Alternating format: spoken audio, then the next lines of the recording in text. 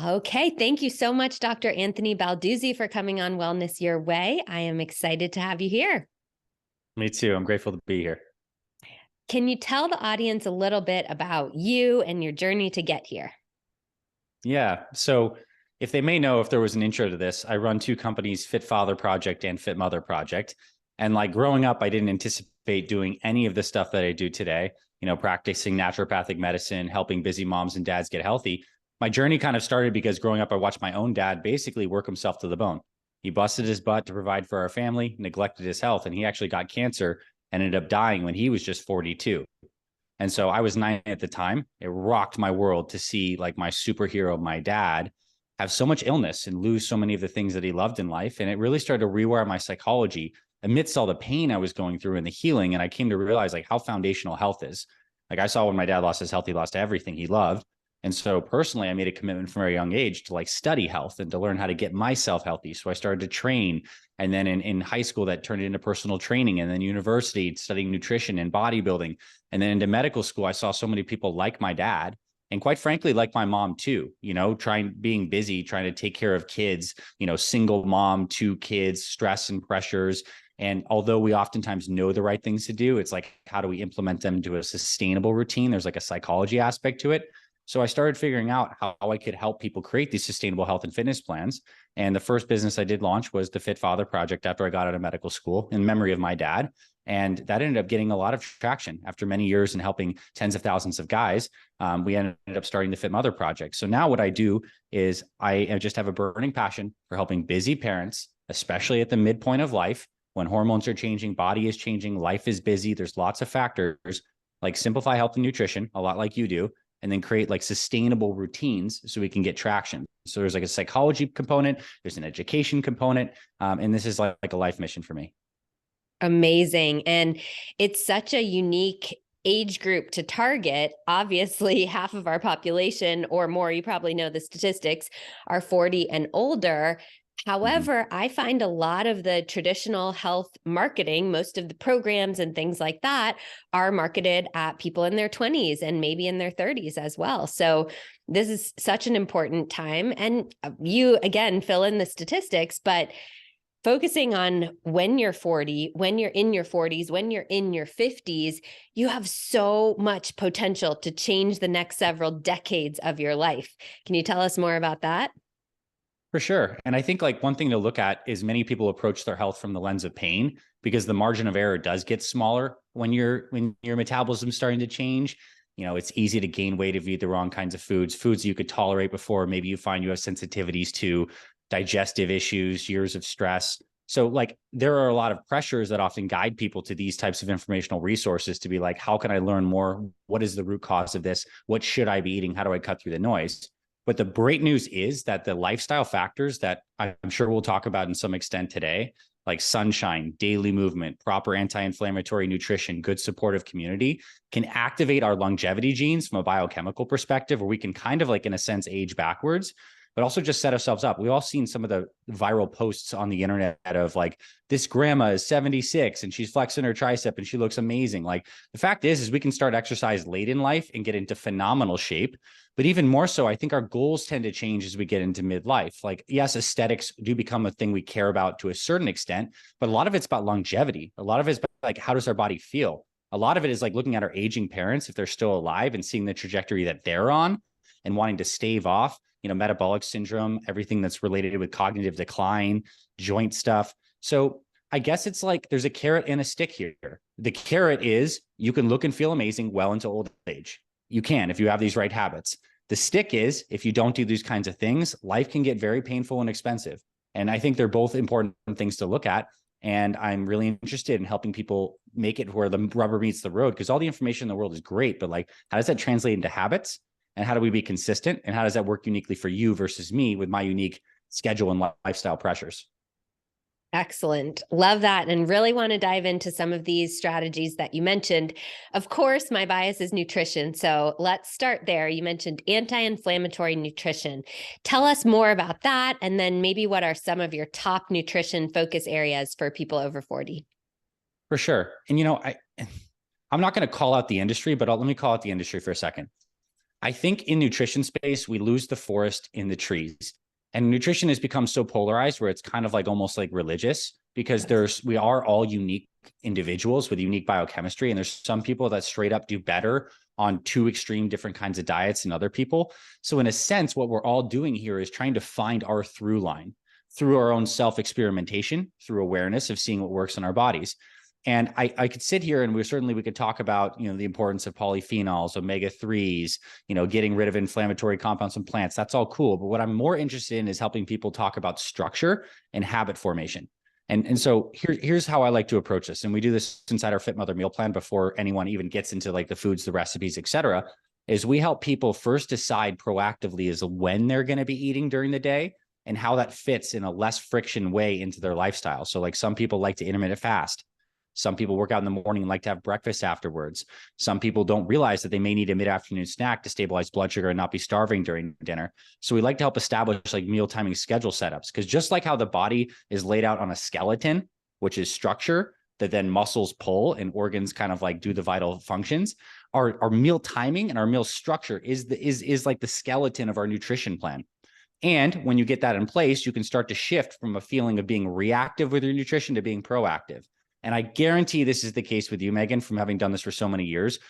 Is it fair to say that you have a set meal timing schedule? Like you eat on a like not super rigid, but you have a fairly schedule-based way of approaching your nutrition? Absolutely true. And I can feel the difference when life takes me away from that schedule. So yes. Okay. So with that, I think if anyone's listening to this right now and they do not have that in place, this is like your first good opportunity to like commit to something. And it doesn't have to be the same every single day. Things can flux. If you're picking up kids, doing things there, maybe you fast one day, maybe not. But a couple that schedule setups that work well for women is like, I call it like the 4x4. We have breakfast sometime in the morning around 7, 8 o'clock, lunch sometime around noon, an afternoon mini meal or snack around 3, and dinner at 6. So that's like a classic 3 meals per day, 1 snack. Fine, it works. Other things you could do is intermittent fast, right? Hydrate in the morning with teas, black coffee, lots of good water with some minerals, and push that first meal back till 10, 11, noon, maybe even later. That can also work. And you might have a noon, a snack at 3, dinner at 6. Also works great. I want people to think about what your meal timing schedule setup is and how that may even change with the different seasons of your life. But being conscious of that is going to help a ton. And then the next strategy that I think is really important now, not even talking about foods, but a behavioral psychology perspective, is to standardize your first meal of the day. I think we're always balancing these two forces in nutrition of like variety and consistency. Like consistency is great because it keeps us dialed in, but after a certain time, we're like, oh my gosh, I don't want to eat the same boring meal again. We want some variety, but too much variety and we're all over the place. So the beauty of standardizing that first meal, especially if it's something that doesn't require a lot of thinking. So maybe it's a simple egg recipe, maybe it's a protein shake smoothie, maybe it's a fresh pressed juice, maybe it's overnight oatmeal, but you standardize that. The cool thing about that is you can have a meal that's loaded with a ton of micronutrients and healthy proteins, healthy fats, lower in carbohydrates, but the right kind of carbs. And I can talk about specific meals that I like and recommend in our meal plans. But if you get that every single day, it's like a behavioral hook. You rehydrate in the morning and then you have this meal whenever you do. And no matter what happened yesterday, you always have something to come back to that doesn't require a lot of thinking and choice bias, which can wear us down. And at least you have that nailed. And maybe that's 1/3 of your meals that are nailed. And in the morning, when we're getting up and going, we don't want something that takes a ton of time. We don't want something that's bogging down our GI tract that's hard to digest. Simple things in the morning. And I think if people just did that, got 1 to 2 go-to breakfasts with meal timing schedule set up and prioritize morning hydration, a lot of these other dominoes start to fall in place. Because I know the converse is also true. If you get up, you're on the back foot, you didn't sleep well, maybe you have an extra cup of coffee, you ate the wrong kind of breakfast and you're like, crap, I feel like garbage. And then you're like craving more sugars. And then it all starts to spiral down. We're like managing momentum with nutrition because nutrition is based on our choices, right? Absolutely. I love this. I always say breakfast is the most important meal of the day. It just doesn't matter what time you eat it. You're breaking the fast, Nice. whether it's 7 a.m. or 1 p.m. or whatever time. Yeah.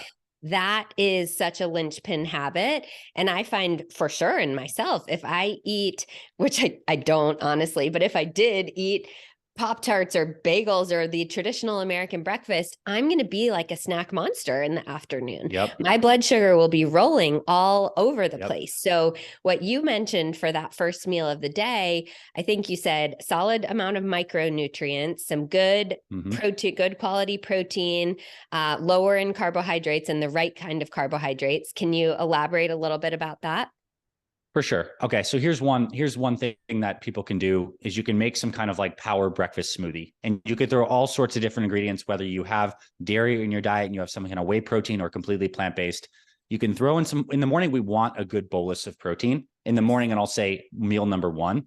Yes. It's so good for stabilizing blood sugar. It's good for those amino acids that fuel brain function. It keeps us full, has that good satiety factor. And if you get the proteins, let's say 1 or 2 scoops of a quality protein powder, which I define as something that's tested for heavy metals, doesn't have a lot of added sugars, ideally no artificial sweeteners. You get 1 or 2 scoops in there. Maybe that's like 20 to 30 grams of protein. Cool.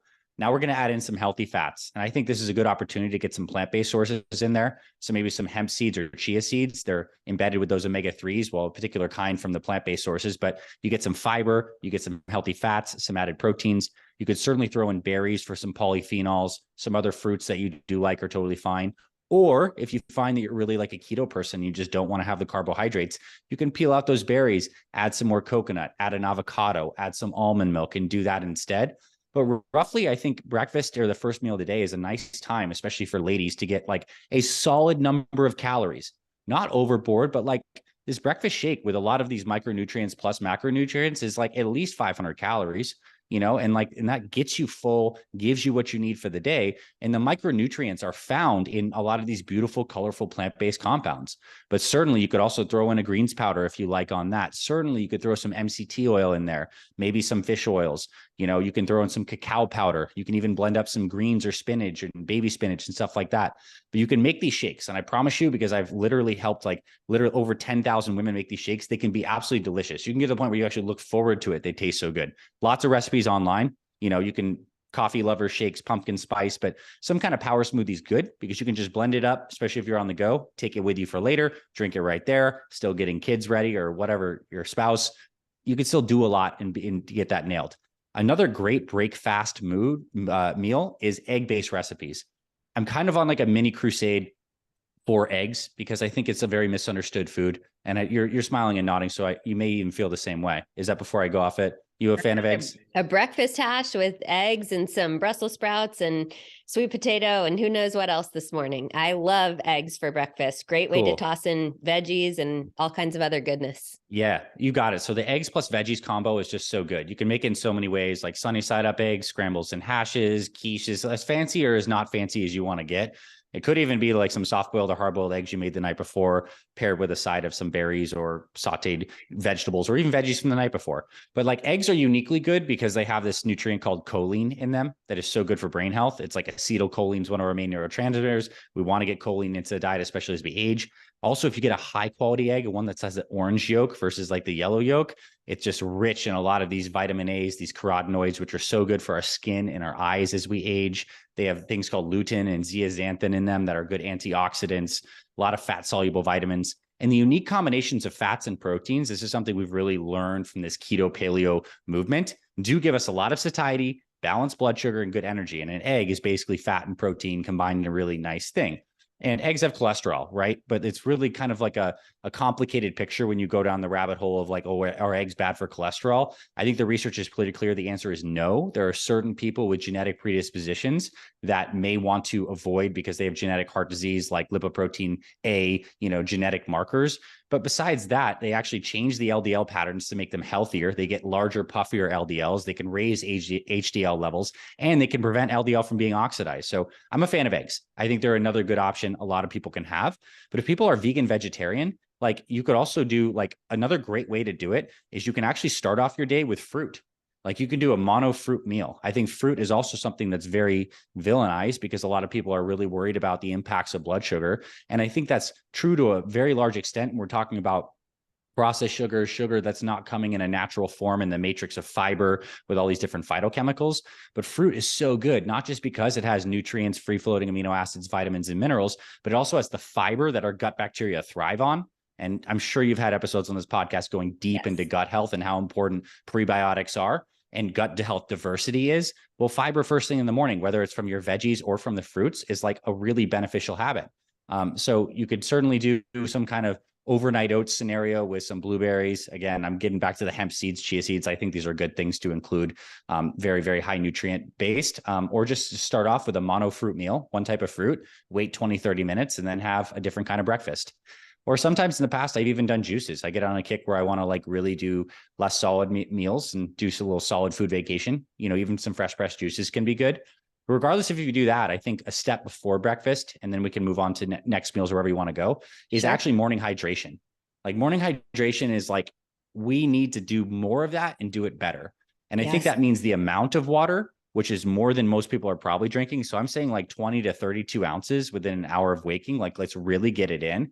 Our body needs this water. But on top of that, like adding more trace minerals. This micronutrient trace mineral aspect is something that is still largely overlooked and not really owned by this health community as much. And so trace minerals can be found in some certain kinds of salts, like Himalayan salt, Celtic sea salt, and you could put a pinch of that into your water, which is good. The next level up is getting a trace mineral supplement, like some droppers that have a lot of these different trace minerals in them, make your water taste a little funky, but you're doing something great for yourself. And then the highest level that I know of at this point is either to get like concentrated sea mineral water or some humic and fulvic acids, which come in certain kinds of supplements. And humic and fulvic acids are a whole rabbit hole in themselves, but they basically help drive minerals into our cells. They have chelating properties due to the fact that they bind minerals and heavy metals, and they're just super good carriers for minerals and cellular energy. Because look, at the basis of every single one of our cells, we are basically fluxing sodium and potassium across the cellular membrane. Like if we really understood some cell biology, it's all about the minerals. And the minerals create an electrical gradient across our cells, which allows our cells to conduct electricity and then effectively communicate. So, I mean, I know that gets on a little philosophical rabbit hole, but more minerals, I think if someone's listening to this and you don't have like a solution in your life for better minerals, that's an area for optimization. You'll feel better, like more energetic for sure. I love this. It's very interesting to me. And I'm rethinking my personal routine because I do a big glass of water with just a pinch of salt. Sometimes I'll exercise right after that. I'll do, and it's Himalayan salt. Then I'll do an electrolyte blend. But then I do my trace minerals many hours later when I eat breakfast. And so I'm rethinking it probably might be optimal to switch those trace minerals first thing in the morning. Is that what you would advise?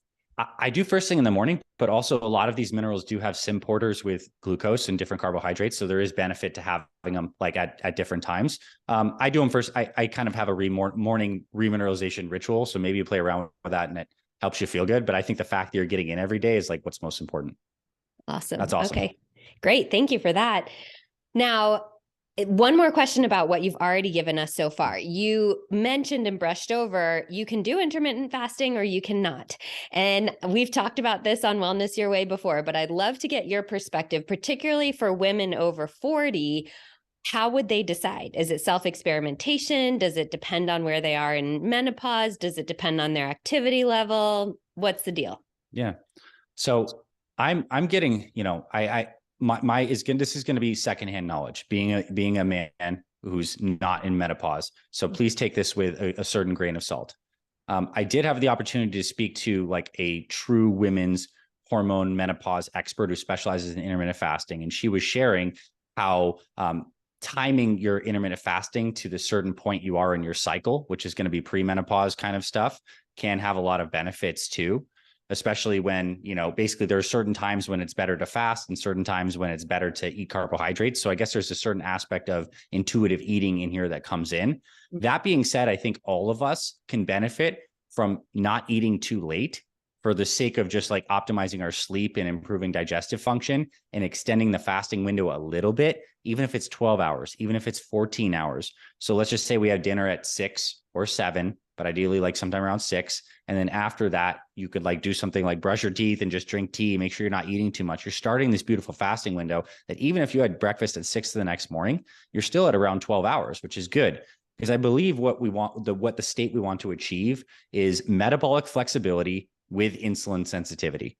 Yes. And so basically, right, what this means effectively is that our cells are very sensitive to insulin. So when we do have carbohydrate, insulin can come, do its job, and then it lowers down to baseline levels. It's not hanging around all the time, which often requires getting off carbs for a while and losing some fat and exercising and taking certain supplements. There's a ways to do that. But metabolic flexibility means we're burning lots of different types of fuel sources that our bodies can, during fasts, produce some ketones and burn fats at rest, that we can, during high intensity exercise, burn some carbohydrates and release stored glycogen, and that we have these different kind of pressures and stresses of both aspects. So I think everyone would benefit from having a slightly longer fasting window. And now whether someone wants to push to a deeper fasting window, like have 16 hours of fasting per day, which means you might have breakfast around 10 or 11 or even later, is going to be something you play around with and, quite frankly, build up to over time.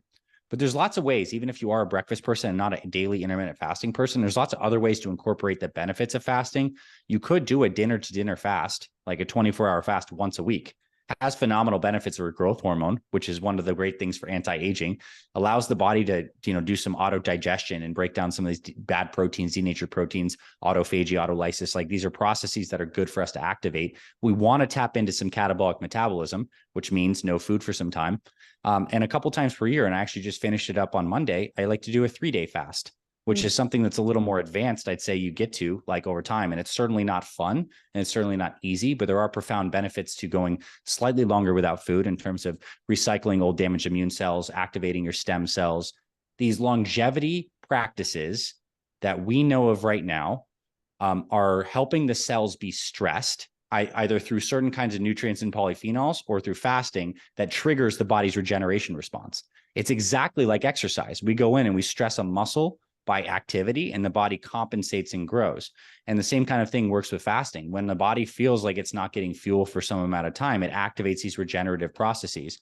So I'd say play around with it. And I would also say, if you do feel a certain time that you need to break your fasts a little early and you want to have breakfast during a period of your cycle, or you're in a more stressful period, which oftentimes helps to have a breakfast a little earlier in the day, give yourself the grace to do that. I think the plan that works is the one that's going to be constantly in flux with what we're feeling.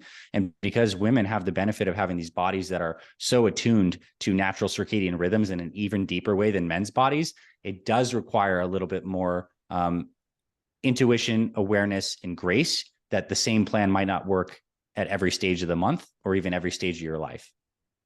Excellent information. Thank you for that.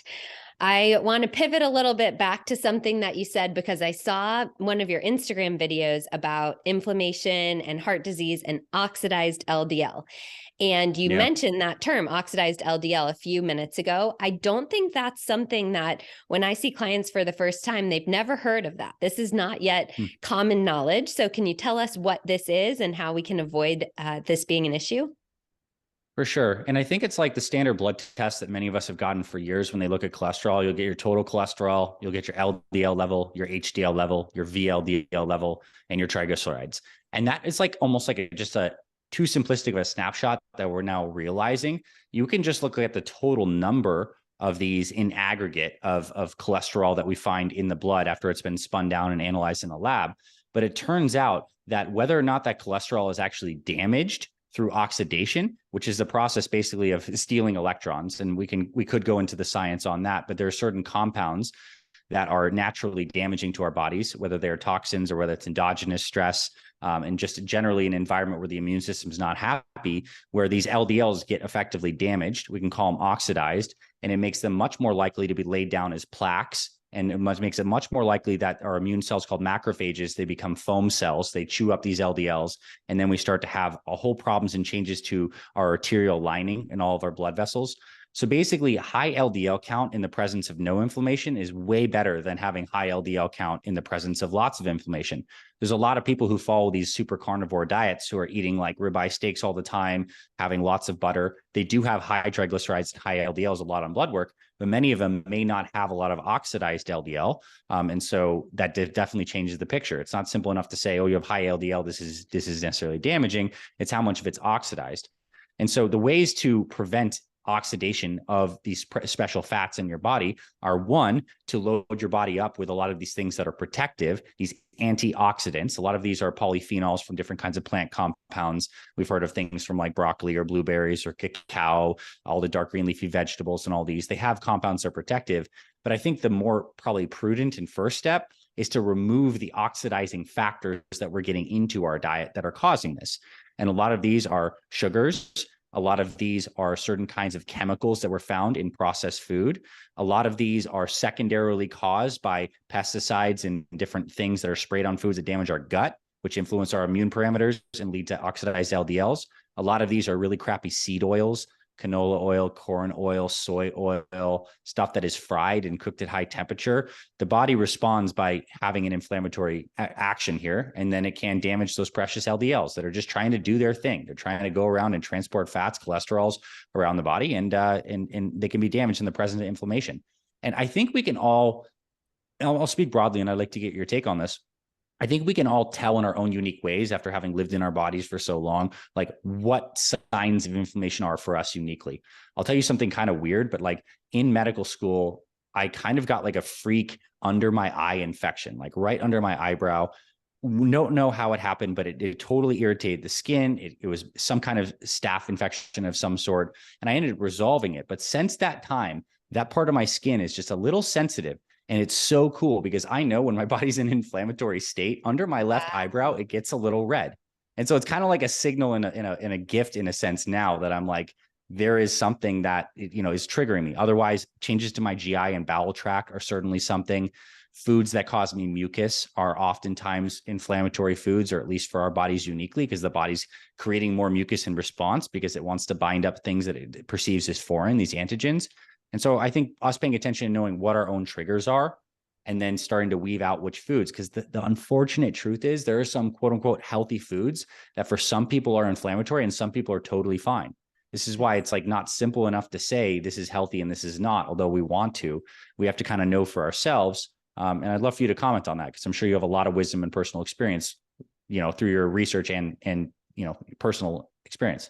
Yeah, I'll widely agree with you that there are certainly things that cause inflammation for everyone. And some people's bodies are excellent at clearing that inflammation. So even if they do eat double-sized McDonald's, whatever, they feel okay. And that's amazing for them. But also, I feel grateful for my body that I do not feel amazing if I eat something like that, because it's a reminder of why I don't do this all the time. It's not deprivation. It's I choose to prioritize what makes me feel my best. So most of us are inflamed from any kind of low quality oils, added sugar, food colorings, preservatives, things like that, that you said. And then I would argue for almost everyone on some end of the spectrum or some range in the spectrum, things like conventional dairy, too much gluten, refined grains, things like that can be inflammatory for the vast majority of people.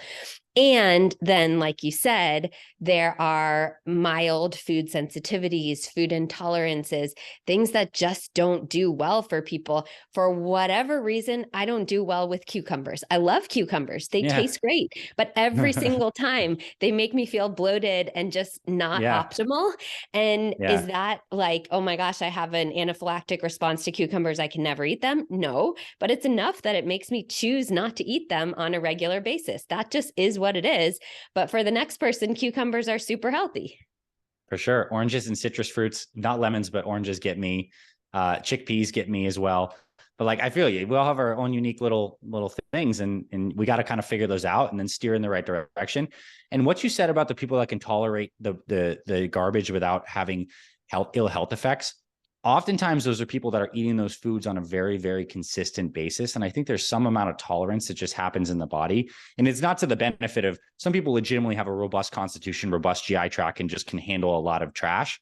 But I think for the most part, when people then remove those foods and clean up, they will have a stronger reaction when those are reintroduced, because the body enjoys being without the presence of aggregating factors. So it can divert this precious energy to things like regeneration, instead of just constantly working at detoxifying or just like dealing with a lot of stress, added stress, not the good kind of stress, but just like external toxic load. Yes, I agree. And I joke, although it is unfortunate, with a lot of my clients who are in the process of going from a more standard American diet to a diet that's more optimal for themselves. it's not like you're eating your normal diet and you have one salad one day and all of a sudden you feel amazing. The reverse doesn't necessarily happen for most people, but they were feeling this low grade sense of inflammation as they ate their food over and over and over, to the point where they didn't even realize it, as you said. And then they start feeling better and better, but it's gradual. So you don't have that like aha moment, one day I feel amazing, but then they go back to eating their old food and they do feel the detrimental effect really strongly. So it almost feels like a misaligned reward system. But I know for myself and for all of my clients, they eventually agree that the overall feeling of not having that malaise or that low grade inflammation, even if they didn't realize it before, it's worth it in the end. For sure. And look, we're breaking addictions, right? To your point, is this process of moving out of this, we're breaking addiction to old patterns, to the needs for certain kinds of foods.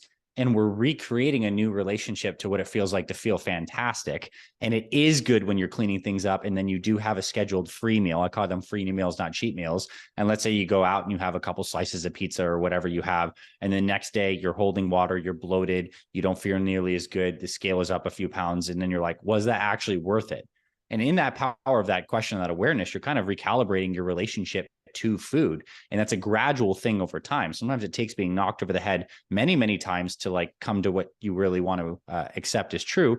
And then I guess what comes at a low grade with this over time is freedom. You get to feel more freedom in the fact that you have a plan that works for your body and serves your body. And for anyone who's looking to live a long life, inflammation is at the root of pretty much all the bad chronic diseases we have: joint diseases, different diseases of certain organs, neurodegenerative diseases. Like if you're aggravating your body with these factors, the body's going to compensate in bad ways, and it is taking years off your life, or at least the quality of years off your life. So that's the promise, is we can do the opposite and like be so sharp and vital into old age. That's what I really want for people. Oh, we are speaking the same language right here. I love that. And while I would personally like to stay on nutrition this whole time, I'd love for the audience to pivot a little bit into fitness, because I hear all the things about fitness after 40. It's impossible to get fit after 40. You shouldn't exercise after 40. You can't lose weight after 40. I hear all these myths that we know are false, but I'd love to hear your take on some of them.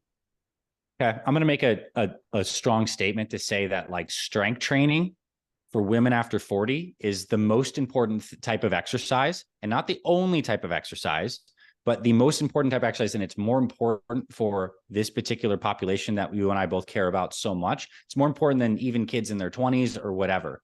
Because like as hormonal changes are happening, and we'll just start from the hormones aspect, we're getting into perimenopause, menopause, estrogen levels are dropping naturally. We lose a lot of our protection of our heart, of our bones. Our metabolism parameters change. And like strength training like taps into your hormonal and your anti-aging genes. Like strength training activates your sirtuins, these different genes that lead to these sirtuin proteins that are associated positively with longevity and telomere length. Strength training helps build muscle mass that not only makes you look better and more shapely, but gives you a bigger metabolic engine, so that you can just eat more food throughout the day. And you don't have to feel like you're like, every time I eat a little over 1,000 calories, I constantly gain weight. Well, if you have a higher metabolic engine because you're actually training, a lot of that is improved. Strength training improves your insulin sensitivity, gives you greater sense of confidence. And it helps with your joint health and your balance and all these kinds of things. So like and I've been a huge champion, especially with our Fit Mother YouTube channel, to be like, women over 40 and especially over 50 need to be lifting weights. And you got to do it in a way that like works for your life, is using exercises that are joint friendly and is not super intimidating. And I think there's a couple kinds of workouts that do work just at a general high level. One is like classic full body strength training, or you could divide it up into upper body and lower body if you like, but hit many muscle groups in a single session. If a session takes 30 to 45 minutes, you could hit the majority of your body, get this nice muscle building anabolic pulse. And then maybe you train again a couple days later, to 2-3 days later. Even 2 full body workouts a week for 30 minutes is like 10 million times better than zero strength training. But it does require that someone has enough confidence to have a routine to follow, maybe some at-home weights, or maybe you go to the gym. So you got to have some clarity on a plan to follow. And like our YouTube channel, Fit Mother Project, tons of free workouts. You can certainly check that out, like lots of follow along stuff. The other kind of strength training that is actually like the next level is what I call metabolic resistance training, which is basically taking those same primary strength motions that we need to be strong at as we age, like squatting down to pick things up, doing a deadlift to pick things back up, pressing overhead, pulling things to our body. These are shoulder presses, rows, push-ups, squats, deadlifts, these foundational movements of moving our body in space. If we start to do these in a circuit fashion with little rest in between, and we have some cool, fun rep schemes that keep us engaged, we can do like a 30-minute workout that hits the full body, gives you great high intensity cardio, and stimulates muscle building. And it doesn't take a lot of time. So like there's many ways to do this. I'm just such a huge proponent of that. And I would say strength training is probably the thing. If you're thinking about, I need to schedule workouts in 2-3 times a week is plenty and fine. Even once per week is still great if you can get it in. And then I want you to think of like, to dissociate exercise from daily movement. Because there are two different categories in the way I can think of them. Daily movement is our bodies just generally need to walk and move. And the more steps we can accumulate, particularly if we're outside, rebalancing the parasympathetic rest and digest relaxation balance of our nervous system, walking outside. I take a 30-minute walk in the morning. I get some sunshine in my eyes. It's a helpful practice, but I don't consider that exercise. That's just like baseline functioning. So the more we can walk and accumulate steps, great.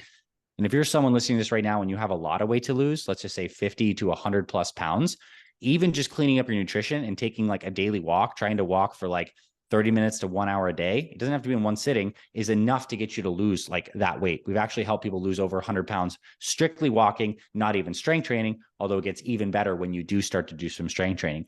And I guess when you're over 40 and especially over 50, like form is everything.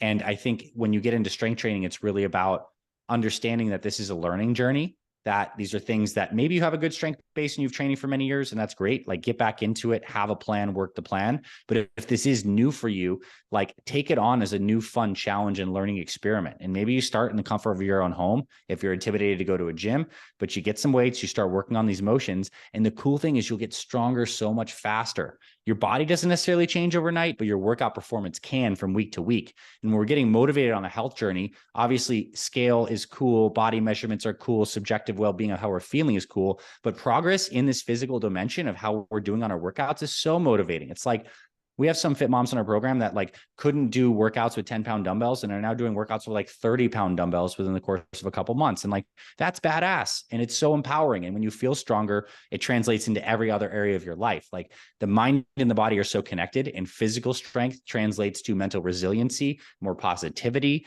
And it obviously activates all these biochemical factors I mentioned. So strength training, absolutely essential for women over 40. I love that answer. And you are such a great spokesperson for strength training. You gave all the benefits. I know everyone's convinced. And I can't wait to share all of the links and everything in the show notes and have you talk about your programs in just a minute. But I would be remiss if I didn't ask you one last question, which is about the mind. Everyone's concerned about cognitive acuity, sharpness, all of that as we age. So is there one more tip you could give with something around the mind? Sure. I think as we're seeing so much early onset dementia, Alzheimer's, memory impairments, the best thing you can do is become insulin sensitive and metabolically flexible. I think we're coming to realize that cognitive decline is oftentimes like a diabetes of the brain. It's an issue with dysregulated sugar, and that affects the neurons in a tremendous way. Fasting itself is very powerful for regenerating the mind and the neurons. It increases something called BDNF, brain-derived neurotrophic factor, that grows new neurons. And getting in brain nutrients, like certain foods that we know are so good for the brain. Blueberries, so much research on how they're good because they have those rich polyphenols. Other kinds of berries too. Walnuts, very good, high in omega-3 fatty acids. It's cold water fatty fish a few times per week can be good for that as well. And just following this anti-inflammatory diet is going to be the key to cognitive health. But I'll also say this: exercise activates these same processes that regenerates the brain and gets it sharper. Getting outside and have a healthy circadian rhythm, which means maybe shutting down the phone, getting some blue blocking glasses, having a healthier relationship to sunshine in the morning and less light at night is key. All of these inputs, the brain is this master control system of our senses, and it responds to everything, right? All of these different things are nutritional factors or sleep factors. So I think good brain health is ultimately going to be a byproduct of doing the things that we discussed today. And I would say there's also some supplements that people can look into as well that are very well researched that are good for boosting brain health. At the very least, have a couple eggs a few times per week. You know, the choline there is a good start with the omega-3s. That's like a basic. And even taking something like a powerful natural anti-inflammatory like ginger or turmeric, the curcuminoids in the turmeric are very good for, you know, overall health, immune system balance, brain health. So it's to address brain health, it's an integrated thing. And I think this whole podcast gives someone at least a high level roadmap to begin to navigate. Such a great answer. You know, personally, I actually love crossword puzzles just like as a hobby, but Nice. the answer is not doing a crossword puzzle every day. The answer is this integrative lifestyle, like you said, challenging your brain for sure, but treating it well from the inside out, exercising, having this hormonal milieu that you said happens when we engage in all of these helpful lifestyle practices. That I believe is the real answer. So it's a great place to end. Thank you for all of your wisdom. Like I said, I know people will want to learn more about your program. So can you plug the Fit Father Project and the Fit Mother Project, particularly the Fit Mother Project though? For sure. I mean, the websites are fitmotherproject.com or fitfatherproject.com. I would definitely urge people to go check us out on YouTube. I think we have over 500 videos across the two channels, a lot of really good stuff, particularly like deeper dive on how to prep for the kind of meals and nutrition plan we talked about. That's on our Fit Mother Project YouTube channel, as well as workout routines. And we also hopefully will have a link to a free Fit Mom Jumpstart. We'll actually email you our 1-day meal plan and that 24-minute like circuit workout I talked about. We'll email that as well. So if you want to check that out and get on our email list, we'll give you the free meal plan, free workout. So Fit Mother Project, Fit Father Project. And Megan, thanks for having me on. Amazing. We will include all of those notes in the show notes. So scroll on down there and click to find out more about Dr. Anthony Balduzzi. Thank you so much for being on Wellness Your Way.